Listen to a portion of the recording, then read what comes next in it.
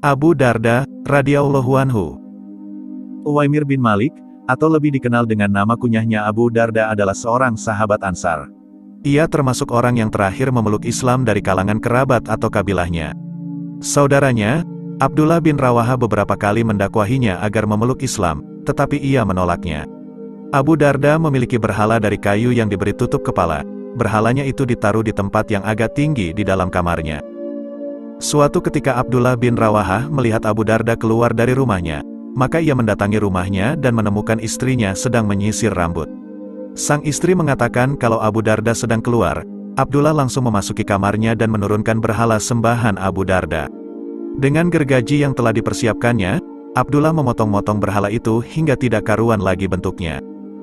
Mendengar suara gergaji di kamar suaminya, segera saja sang istri menghampirinya, dan langsung berteriak kaget melihat apa yang dilakukan oleh Abdullah. Dengan menangis ia berkata, "Apakah engkau ingin membinasakan aku, wahai Ibnu Rawaha?" Tanpa berkata apa-apa Abdullah bin Rawaha meninggalkan rumah Abu Darda dan membiarkan istrinya menangis. Saat Abu Darda pulang dan melihat istrinya menangis, ia menanyakan sebabnya. Istrinya berkata, "Tadi saudaramu, Abdullah bin Rawaha datang dan memasuki kamarmu, lihatlah sendiri apa yang dilakukannya." Setelah memasuki kamarnya, Abu Darda pun marah besar, tetapi pada saat yang sama ternyata hidayah Allah menyapanya. Akal sehatnya berkata, kalau saja berhala ini memang mempunyai kekuatan dan kekuasaan, mengapa ia tidak mempertahankan dirinya? Abu Darda menemui Abdullah bin Rawaha, memintanya mengantar menemui Rasulullah Shallallahu Alaihi Wasallam, dan ia bersyahadat, menyatakan dirinya memeluk Islam. Setelah keislamannya, Abu Darda memutuskan untuk meninggalkan pekerjaannya sebagai pedagang dan membaktikan hidupnya untuk membela Islam, sebagaimana kebanyakan sahabat Ansar lainnya. Ia hidup dalam kezuhudan, yakni meninggalkan kesenangan dunia. Jika tidak sedang berjuang di medan jihad, ia akan menghabiskan waktu untuk menggali ilmu dari Nabi Shallallahu Alaihi Wasallam, khususnya yang berkaitan dengan mengelola hati dan mengendalikan hawa nafsu. Karena itulah di kemudian hari Abu Darda dikenal sebagai sahabat ahli ilmu dan ahli hikmah. Suatu ketika Uwaimir atau Abu Darda ini memergoki istrinya sedang bersama lelaki lain. Walaupun ia tidak melihat apa yang terjadi dan tidak ada seorang saksi yang melihat, tetapi ia meyakini telah terjadi hubungan terlarang antara lelaki itu dan istrinya. Karena itu ia datang kepada Hashim bin Adi, pimpinan Bani Ajlan meminta pendapat tentang apa yang harus dilakukannya. Apakah ia harus membunuh lelaki tersebut, yang akibatnya ia akan mendapat Kisyas dibunuh juga. Hashim tidak berani menyarankan sesuatu sebelum bertanya kepada Nabi Shallallahu Alaihi Wasallam. Ketika Hashim menemui Nabi Shallallahu Alaihi Wasallam dengan membawa masalah tersebut, ternyata beliau mencelanya, tanpa memberi jawaban. Bahkan beliau cenderung membenci pertanyaan-pertanyaan seperti itu, yang bernuansa syuudzon. Dan ketika ia kembali kepada Uwaimir, ia menyatakan bahwa pertanyaan-pertanyaan tersebut tidak memberikan kebaikan kepadanya, malah ia dicela Nabi Shallallahu Alaihi Wasallam. Uwaimir memutuskan untuk menanyakan sendiri permasalahannya tersebut kepada beliau. Ia menghadap Nabi Shallallahu Alaihi Wasallam, dan ternyata jeda waktu antara Hashim bin Adi dan ia menghadap, turun wahyu untuk solusi permasalahannya tersebut. Beliau menyambutnya sambil bersabda, Allah telah menurunkan ayat Al-Quran tentang engkau dan istrimu, Surah An-Nur ayat 6-10.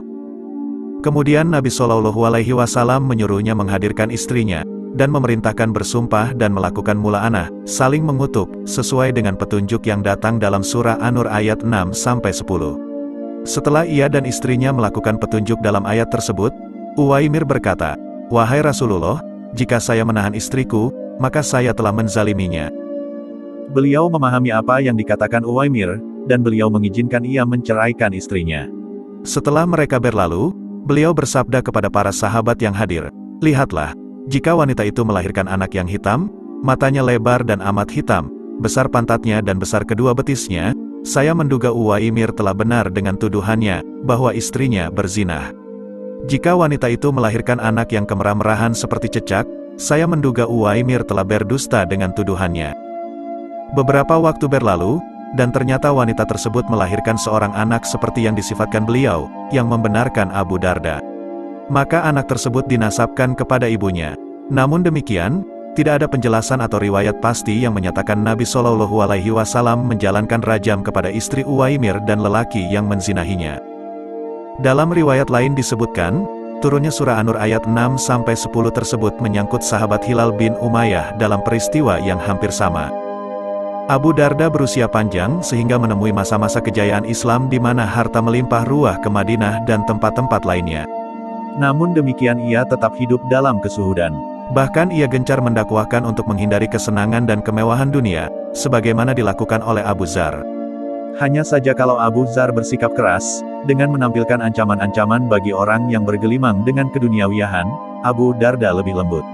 Ia lebih banyak menampilkan keutamaan dan keindahan kehidupan akhirat, dan bahayanya tipuan dunia dan kemewahannya. Kehidupan dunia hanyalah untuk mencari bekal dengan berbagai macam ibadah dan zikir, yang manfaatnya sangat besar dalam kehidupan akhirat kelak. Pada masa Khalifah Utsman bin Affan, Abu Darda dipaksa untuk menjadi kadi hakim di daerah Syria, padahal ia sama sekali tidak menginginkan jabatan tersebut walau pengetahuan dan keilmuannya mendukung. Yang menjadi gubernur Syria saat itu adalah Muawiyah bin Abu Sufyan, yang hidup bergelimang harta dan kemewahan, dan sangat sesuai dengan pola hidup masyarakatnya yang sejak di bawah Imperium Romawi memang hidup dalam kelimpahan. Sungguh sangat kontras pola kehidupan dua pejabat tersebut, yang dalam struktur pemerintahan Islam adalah setara. Tetapi bagi Abu Darda hal itu dimanfaatkan untuk terus berjuang dan berdakwah, membimbing umat untuk hidup seperti yang dicontohkan Rasulullah Shallallahu Alaihi Wasallam.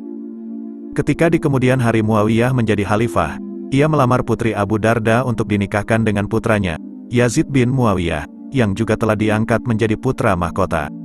Dengan keras ia menolak lamaran tersebut, kemewahan dan tingginya jabatan Yazid tersebut sama sekali tidak membuatnya tergoda.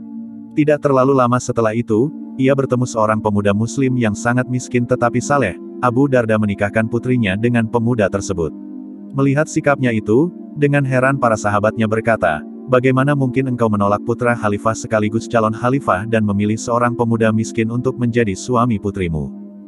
Dengan tenang Abu Darda berkata, "Bagaimana kiranya si Abu Darda ini bila ia telah dikelilingi para pelayan dan inang pengasuh, dan terpedaya oleh kemewahan istana? Di mana letak agamanya saat itu? Wallahu alam bishawab."